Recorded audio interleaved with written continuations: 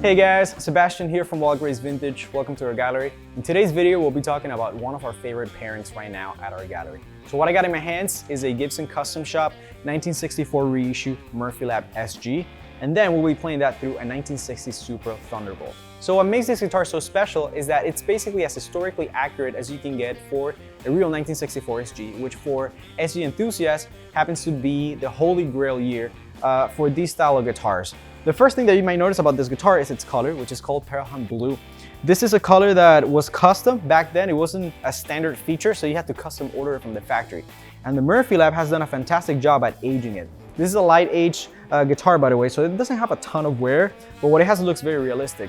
And of course, the details are just amazing. Something that happened to Pelham blue is that over time, it turned slightly green. And in fact, if you look at original models from back then, you're gonna see how they're basically all green by now. And this guitar starts to show some of those signs. If you look here around the neck especially, you can start to see some parts that have that green tint. And I just love that it looks amazing. One of the things that I love about this instrument is the neck. This neck is just amazing. I've always loved neck profiles from the 60s because they have like this thin start here towards the knot, which makes it perfect for playing big power chords and open chords as well. And then when you go towards the bottom, it gets quite chunky and fat, which I prefer that for soloing. And this guitar has that in a really, really nice way. It just feels amazing. Another thing that I love about this guitar is the sound. These are custom broker pickups that come basically in standard with most custom shop guitars, and they replicate the sound of the PAFs.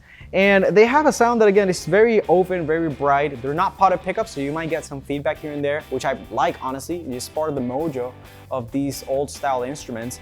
And they have this sound that is just amazing. It's just, they rock hard if you push them with distortion. If you play them clean, they're nice and open and bright and airy. And it's just a really good sound for this guitar.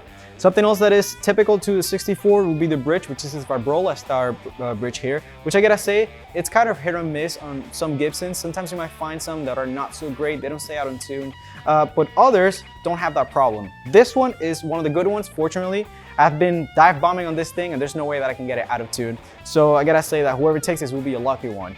Another thing that I find here that is typical to 64, it's the bridge with nylon saddles. This is something typical from this era. I kind of like it, I enjoy it. It's kind of, one of those things that people either hate or they love. I happen to be one of the ones that love this. And yeah, it just makes for a guitar that, again, is very accurate as far as like the history of the SG. And this one particularly is just a fantastic instrument. The weight is perfect, it sounds really good. The color obviously is just beautiful. And yeah, it's a stable instrument that plays well. So it just checks all the boxes for me as to what I want a great SG to have. Now, moving on to the amp, this is the Supro Thunderbolt. This one particularly is an original one from the 60s, and it's a very special combo. What makes this amp so unique is the fact that it has a Gibson 15-inch speaker inside that doesn't have the same sound as a 12-inch or a 10. This is an amp that has more of a rounder, record-ready type of tone. You don't get as much high-end.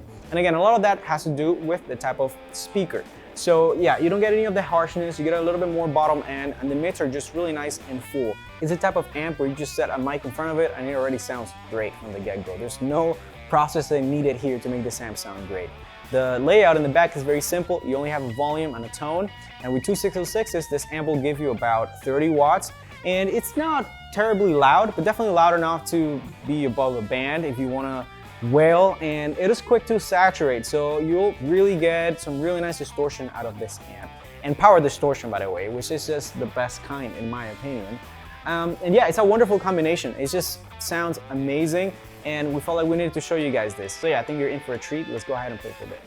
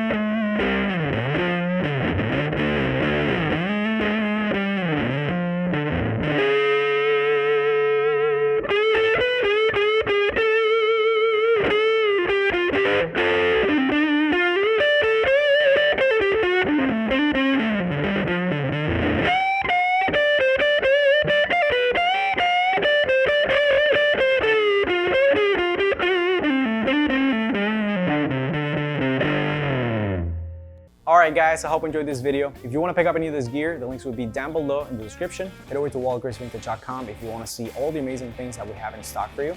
I'm talking about vintage guitars, cars, coffee, watches, and many more cool things. If you guys want to support this channel, give us a thumbs up, consider subscribing, and follow us on Instagram at @wallgracevintage. My name is Sebastian. Until next time.